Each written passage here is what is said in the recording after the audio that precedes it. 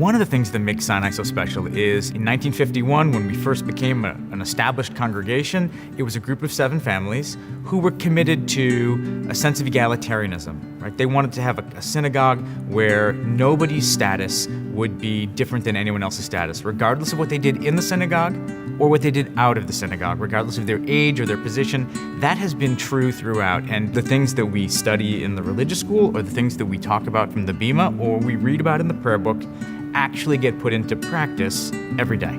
It has also always been a place where people have just been warm and friendly and giving.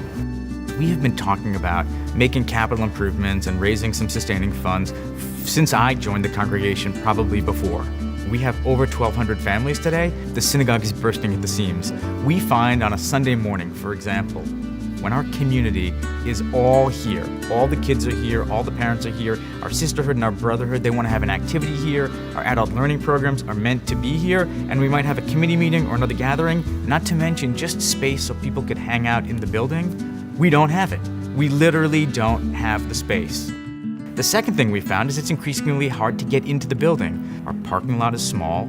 Access to the building from Jocelyn Street or Military Road can be tough, especially in bad weather and especially for people who have any kind of mobility challenge. Whether that's an older member who's getting around is hard, or it's a younger member who's pushing a stroller up the sidewalk. And last, we want to update the building and put in place the kinds of resources, whether it's aesthetic changes or simple repairs, that allow this congregation to really be a place we can be proud of and a place that meets all of our needs and will continue to be that for the next generation or beyond. We also want to have supporting funds, so regardless of what we do to the building, we also have the ability to continue the programming and keep the amazing clergy team and staff team in place. The member commitments only cover 80% of our budget, and we need to close that gap. We've already raised $6.4 million, so we're pretty close to reaching $8 million.